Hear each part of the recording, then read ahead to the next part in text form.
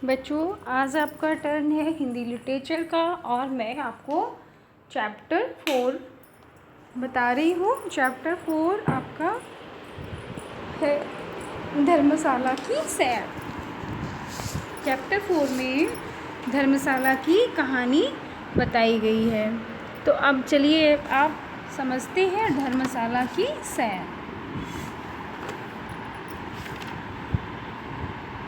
घूमना भला किसे अच्छा नहीं लगता।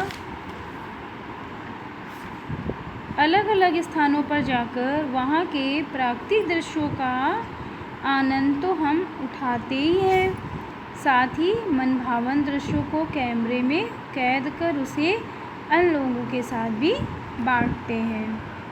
हम लोग कहीं घूमने जाते हैं तो वहाँ की बातें हम आके दूसरों से बताते हैं कि हमने वहाँ खाया ये पिया, है ना। तो इसके बाद में चलते हैं, कभी क्या स्टोरी में बता रहा है वो समझते हैं। ये स्टोरी है 11 जून 2000 की। आप इसको सन कुछ भी बना सकते हैं, 2021 कुछ भी आप अपने हिसाब से इसको बना सकते हैं।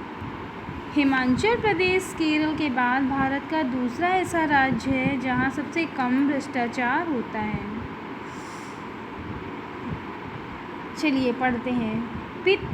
प्रिय मित्र अविनाश, ये लेटर है किसी ने अपने दोस्त को लिखा है।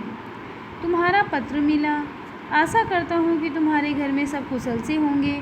पिछले सप्ताह हम हिमाचल प्रदेश के धर्मशाला नामक स्थान पर घूमने गए। जानते हो, धर्मशाला हिमाचल प्रदेश की एक सुंदर जगह है।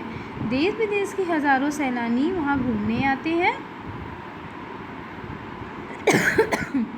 हम वहाँ 3 दिन रुके।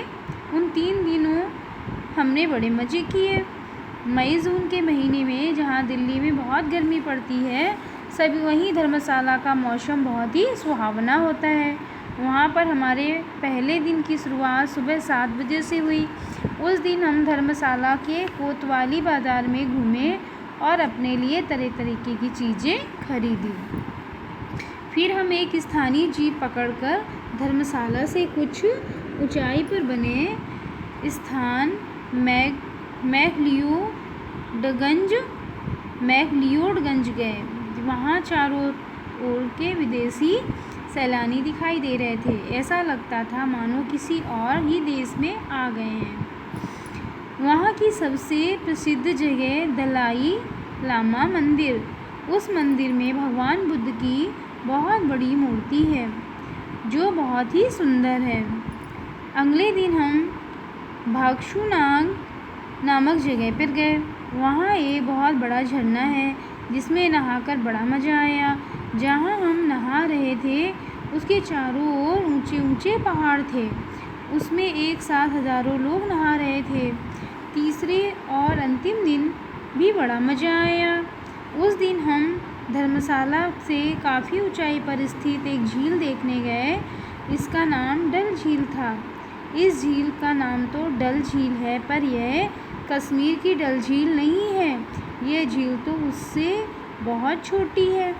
इसके चारों ओर ऊंचे ऊंचे पेड़ हैं। यहाँ पर थोड़ी थोड़ी देर में बारिश होती रहती है, इसलिए मज़ा आया। हमने झील में नौकायान किया। फिर शाम को अपने होटल आ गए क्योंकि रात को ही हमारी वापसी की बस थी। हम इस बार दार्जिलिंग जाने की योजना बना रहे थे। इस बार तुम भी साथ चलना चाहो तो चल सकते हो। तुम्हारे अपने मम्मी पापा माता पिता को मेरा प्रणाम कहना। पत्र का उत्तर अवश्य देना। तुम्हारा प्यारा मित्र अनूप।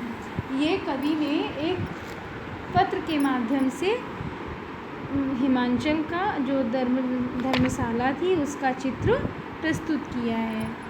इसको आप अच्छे से पढ़िएगा और देखिएगा। आप भी कहीं घूमने जाते हैं तो वहाँ का इसी तरीके से पत्र अपने मित्र को लिखना और बताना कि हम लोग कैसे घूमने गए थे, वहाँ क्या क्या खाया और कैसा आपको अच्छा लगा। या फिर आप ऐसा करिए, आप कहीं घूमने गए थे, वहाँ का हमको लिख के भेजिए कि क्या हम घूमने गए थे, वहाँ के आपने क्या क्या खाया था और कैसे आपने वहाँ पे मज़ा किया था। ठीक है।